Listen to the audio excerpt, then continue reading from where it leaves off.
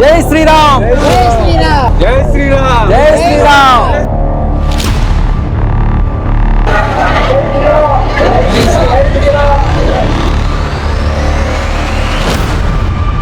నా సొంత డబ్బులతో ఈ యొక్క గొడుగునైతే స్వామివారికి డొనేషన్ చేశాను. ఆ రాముల వారి కృప మా గ్రామానికి ఎల్లవెల్ల ఉండాలని కోరుకుంటున్నాను.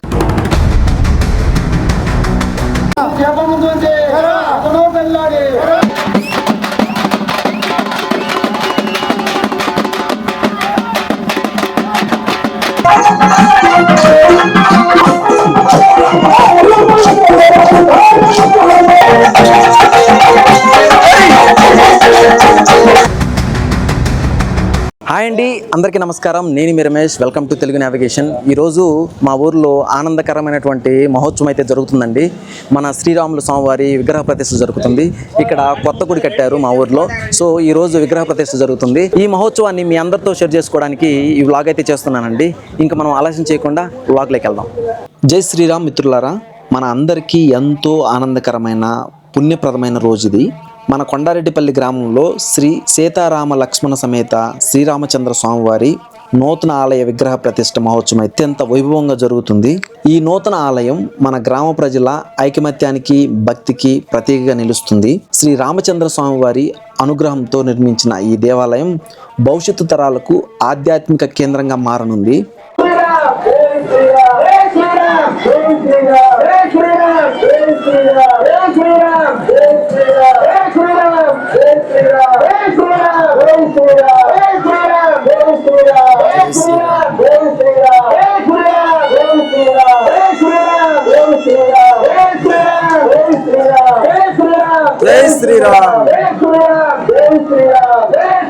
ఎన్నో సంవత్సరాలుగా గ్రామస్తుల కోరికగా ఉన్న ఈ మహాకార్యక్రమం ఎన్నో ఒడిదుడుకులతో, కష్టాలతో నేడు సాకారమైంది.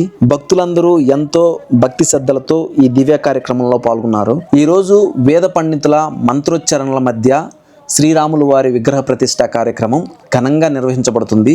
గ్రామస్తులందరూ ఈ కార్యక్రమంలో పాల్గొన్నారు. ఈ మహోత్సవానికి మన గ్రామ ప్రజలతో పాటు చుట్టుపక్కల గ్రామాల నుండి, దూర ప్రాంతాల నుండి బంధువులు, మిత్రులు పెద్ద సంఖ్యలో వచ్చేసారండి.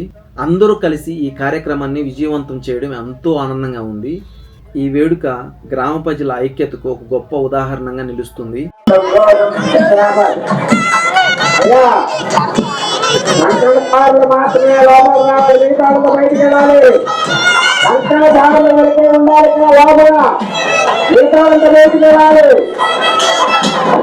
వాడు ఈ 3 రోజులు కూడా చాలా స్వేచ్ఛగా చేస్తున్నారు కార్యక్రమాన్ని. వాడు మిగతా బయటికి వెళ్ళి బయటికి దీక్షం చేయండి, లోపల ఎవరు రావద్దు. బయటికి జరగాలి. అందరూ కూడా దారి ఇవ్వాలందరికీ, దారి ఇవ్వాలి. విగ్రహాలు చూసుకొని దారి ఇవ్వాలి. జరగాలి. జై శ్రీరామ్, జై శ్రీరామ్, జై శ్రీరామ్, జై శ్రీరామ్, జై శ్రీరామ్, జై శ్రీరామ్, జై శ్రీరామ్, జై శ్రీరామ్, జై శ్రీరామ్, జై శ్రీరామ్, జై శ్రీరామ్, జై శ్రీరామ్, జై జై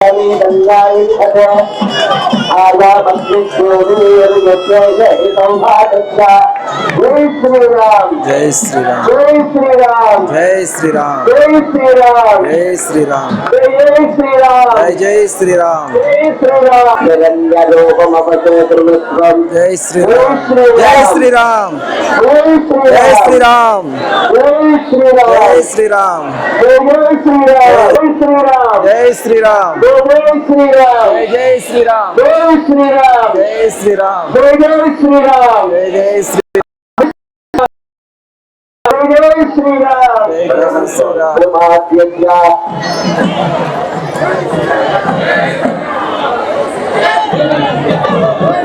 శ్రీరామ్, జై శ్రీరామ్, జై శ్రీరామ్. జై శ్రీరామ్, జై శ్రీరామ్.